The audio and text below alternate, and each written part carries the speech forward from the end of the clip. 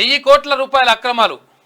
జీఎస్టీలో భారీ అవకతవకలకు పాల్పడిన డీలర్లు, దొంగ ట్యాక్స్ ఇన్వాయిస్లతో ఐటీసీ క్లెయిమ్, వస్తు సరఫరా లేకపోయినా జరిగినట్లు బురిడి, ఇతర రాష్ట్రాల డీలర్లతో కుమ్మక్కు, జిఎస్టీఆర్ 3B రిటర్న్లు ఫైల్ చేయని వైనం, సాఫ్ట్వేర్లో ఐజీఎస్టీ అక్రమాలను గుర్తించే మాడ్యూల్ లేదు, ఆ మాడ్యూల్ లేకుండా చేశారంటూ ఇద్దరు అధికారులకు మెమోలు, వాణిజ్య పన్నుల అధికారుల లోతైన విచారణ అంటూ ఒక వార్తను చూస్తున్నాం. వస్తు సేవల పన్ను జీఎస్టీలో భారీ అక్రమాలు అవకతవకలు చోటు చేసుకున్నాయి.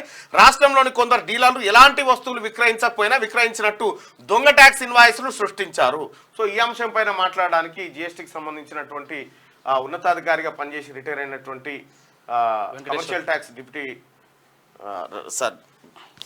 కమిషనర్ సార్ 1000 కోట్ల అక్రమాలు ఈ కమర్షియల్ ట్యాక్స్ దాంట్లో జీఎస్టీలో భారీ అవకతవకలకు పాల్పడినట్టుగా డీలర్లు చెప్తా ఉన్నారు. ఏంది సార్ ఇది?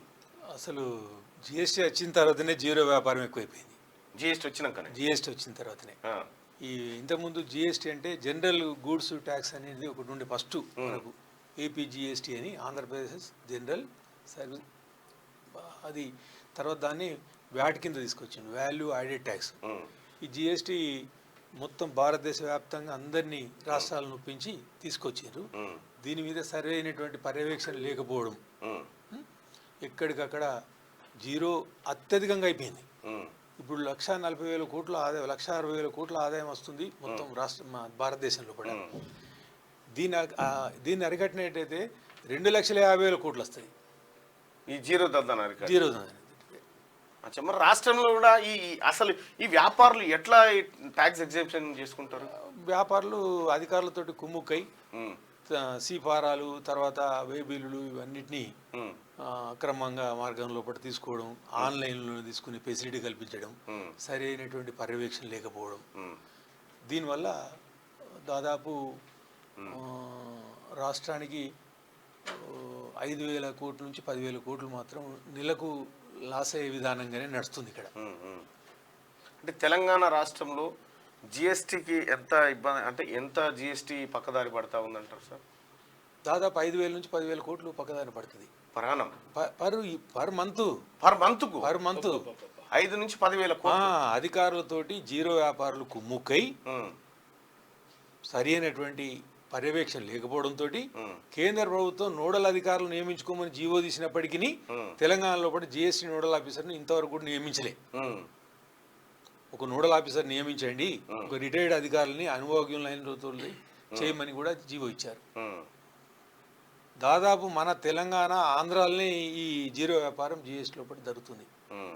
ఇది ఇంతకుముందు ఎలక్షన్ కంటే ముందు ఇప్పుడున్న కమిషనర్ గారు అప్పుడు అన్ని మెమోలు తయారు చేసి కూడా పెట్టారు ఆ అవినీతి అధికారులకు. కానీ మేము ఆ లీడర్ను ఈ లీడర్ పట్టుకున్నాం అని చెప్పేసి తప్పించుకున్నారు. సో ఇది అరికడితే కొంత చాలా డబ్బు వస్తుంది, అటు కేంద్రానికి ఇటు రాష్ట్రానికి రెండింటికి వస్తుంది. అరికట్టాలంటే ఎలాంటి చర్యలు తీసుకోవాలి సార్? ఎలాంటి అంటే సక్రమంగా డీలర్లకు అధికారులకు నేరు ప్రత్యక్ష సంబంధాలు ఉండాలి. అధికారుల చేతిలో పట్టినే ఈ సిఎస్టీ వే బిల్లు కానీ, జిఎస్టీ వే బిల్లు కానీ, రవాణా ధృవీకరణ పత్రాలు కానీ, ఈ తర్వాత సీఫారాలు కానీ, ఏవి కానీ అనేక పత్రాలు కానీ డీలర్లు ఏ బిజినెస్ చేస్తున్నారు, ఎలాంటి చేస్తున్నారు, ఎట్లా రిఫండ్ కూడా అక్రమ వ్యాపారులకు ఇవ్వడం జరిగింది. రీఫండ్ నేరుగా వ్యాపారస్తులకు ఈ జిఎస్టీలో కూడా రిజర్వ్ బ్యాంక్ ఆఫ్ ఇండియా నుంచి వస్తుంది.